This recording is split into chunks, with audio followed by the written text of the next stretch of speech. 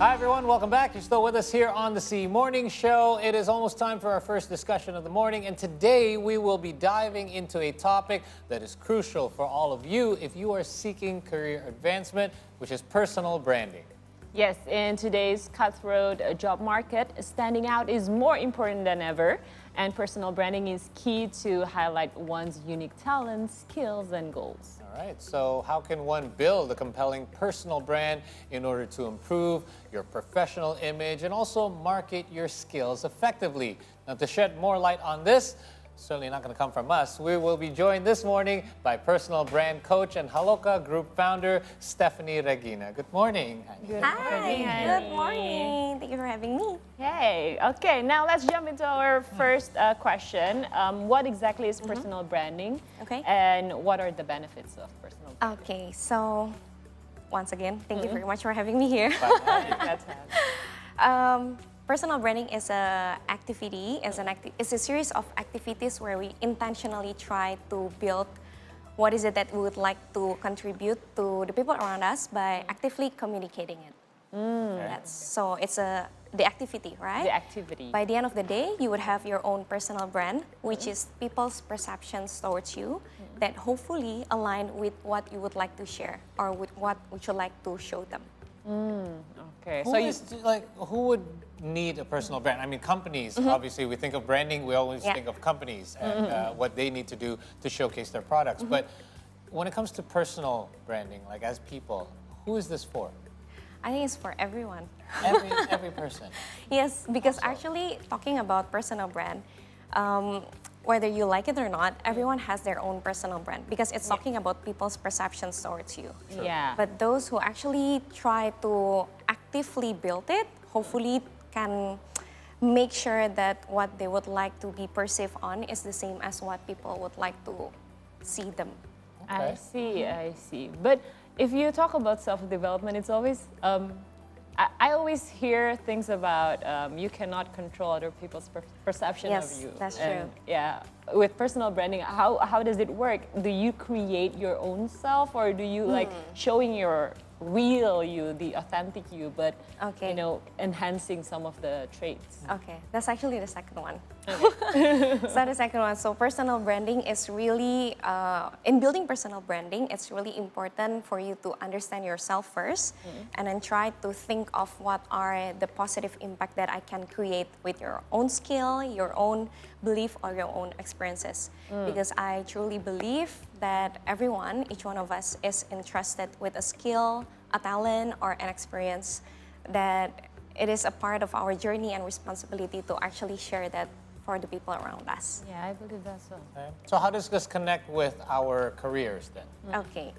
Having a strong personal brand helps us to have a lot of opportunities and it helps us to be associated with a skill or strength that we would like to capitalize on.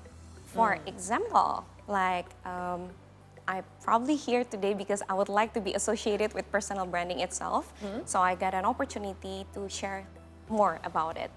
So every one of us hopefully can find our special or unique talents or skill or experiences that could help others.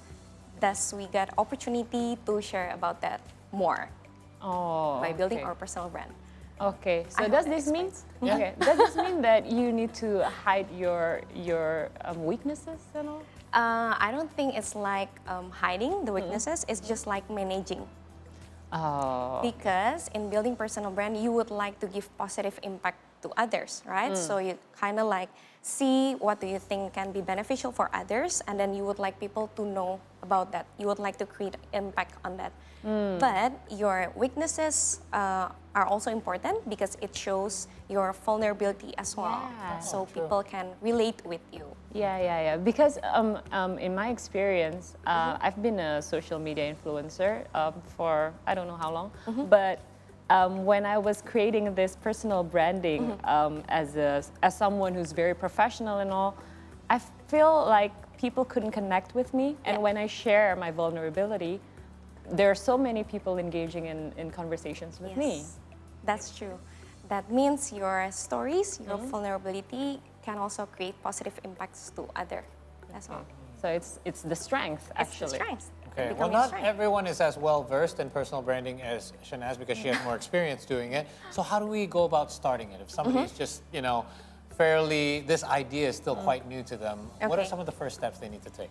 Okay, there are only 2 steps Oh. to start building your personal brand. enough. It's very easy, hopefully. Okay. So the first one is you need to understand about yourself more, understanding about what is it that you like, what is it that you can contribute to others. And then the second one is probably the more tricky part, is to build and communicate that consistently. And how to do that? Okay. The first one, in order for you to be able to understand yourself, so we have this framework in Haloka, we call it identity mix. So it's like taking personality tests. Have you ever taken personality tests like Have. MBTI, right? Yeah. The ISC. So INTJ. identity mix, it's basically trying to understand your unique self, thus it can help you to shape your uniqueness and your content through your social media. It consists of 4 elements. The first one is understanding who you are as a person, so your characteristic. And then the second one is understanding your skill, both your soft skill or hard skill. And this is usually the easiest part where you can contribute. For example, if you're good at public speaking, if you're good at accounting, managing social media, So that's of you. Good with numbers. those are the things that you can build on as a part of your personal brand. Okay. And then the third one is what is your experience? And experience for me personally is the most important and impactful factors because you can be vulnerable with it, right? You can share about what is your hardest moment probably Yeah. that shape you into who you are as a person, and it's very unique to you. And it helps people relate as well. Yes, and then the fourth one is actually your belief or your value. So your belief or your value will impact strongly in how you would deliver your content. Like if you are trying to stay positive, for example, it will show in the content that you're trying to share. Real quick, jumping back to number 2 for a second. What's the difference, in case our viewers don't understand, between a soft skill and a hard skill? Okay, soft skill is, simply put, soft skill is the skill that make you a person. So it's like social skill. It's Okay. like hobby. It's outside of your professional work. And then a hard skill is the skill that you do to actually do your job well, your daily activities. I So see. there needs to be a healthy balance of both as well. Yep. Since you brought up social media, let's talk about that for a little bit and address the elephant in the room. Unfortunately, a lot of what we see on social media is not the actual reality. So when you're, trying to brand yourself personally on social media, like Shahnaz said, how do you make sure that what you're sharing, I mean, obviously sharing your experiences, for example, will help people connect to it. But what are some of the tips that you have to make sure that you are showing your authentic self, but also that people are seeing that side of you and knowing that, okay, this isn't just, you're not just getting paid to post this, or you're not just, because that does happen, and you do have to do that. That is part of the job as well. Yeah. But how do you make sure that you walk that fine kind of balance between the two worlds? Okay, so I have 4 factors to check whether what we're building is a healthy personal brand or not. Oh, okay. The first one, the healthy personal brand helps you to build your credibility. So this one, you also need to check with your surroundings, whether, like the first one that we've talked about, whether you would like to share what you like to be perceived is the same as what other people perceive about you. So hopefully, it builds your credibility. Yes. The second one, it should be something that really comes from within. So actually, the moment you start to feel like, oh, social media is kind of toxic, I'm very tired of posting this and that, you should probably check on yourself whether what you're sharing is something that is truthfully coming from inside you or not. Because if it is, it shouldn't be that hard Yeah. Right. to that share makes sense. Okay. because it's already in. You You just gotta try it. follow your instinct sometimes, Yeah. right? A Yes, little bit. that's Okay. true.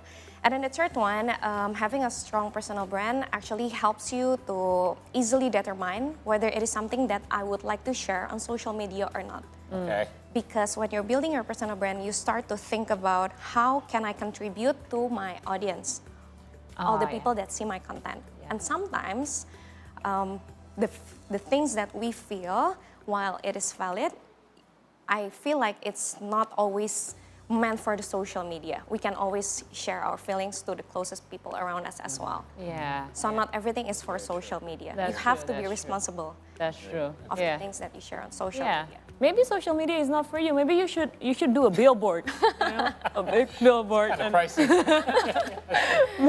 Now we also want to know what sets personal branding apart from image building. Okay, so it's quite unique because if you look through in the dictionary, it is actually the same, right? Okay.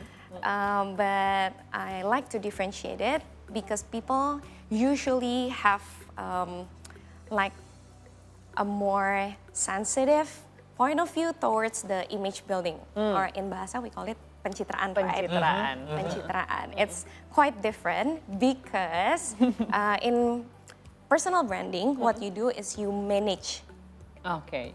the perception, right? You manage what are the things that you would like to show that hopefully beneficial for others. Okay. While in image building or pencitraan, what you do is you manipulate people perceptions towards you. The difference is only one word, but it's really impactful. What is it? Why? Because in managing, it's actually something that you already have, right? Like you try to put, oh, this one is important and beneficial for others. I would like to put it here for people to see so they can look for me if they would like to know more about it, right? But in manipulating, sometimes you don't have it. Yeah. But you say you have it, so you cannot be responsible of the things that you say or you claim you can do.